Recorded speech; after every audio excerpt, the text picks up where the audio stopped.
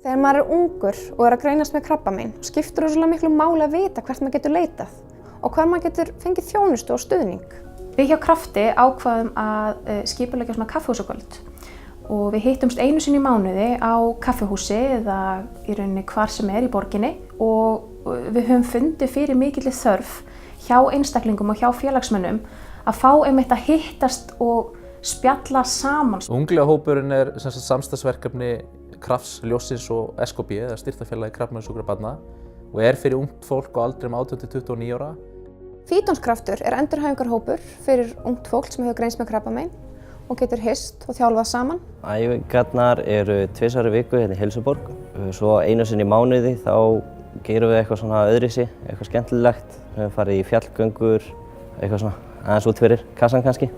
Í stuðningsneti Krafts eru einstaklingar sem hafa annarkvort greinst með krabbamein eða verið aðstandendur og hafa þá reynslu að vera í þessum sporum og eru í rauninni að hitta einstaklingar sem eru í ferlinu.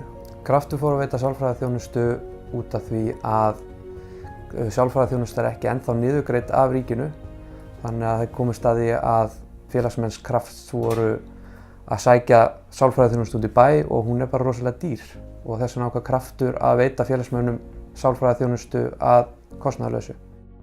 Neyðarsjóður Krafts var stofnaður á afmælsári félagsins árið 2014 af illri nauðsyn. Við sáum fram á það að ungt fólk sem var með fjölskyldu, lítil börn, námslán, húsnæðislán og aðrar skuldbindingar hafði hreinlega ekki efni á því að greiða fyrir læknis- og lyfjakostnað og þess vegna stofnuðum við Neyðarsjóðinn til að hjálpa þessu fólki.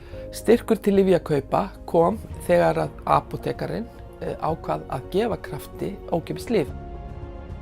Við munum náttúrulega ekki hætta hagsmunabaráttu krabbameinsgreindra fyrir en að greiðsluþátttakan orðin sambærileg við það sem hún í samanburðarlöndunum, það að segja 0.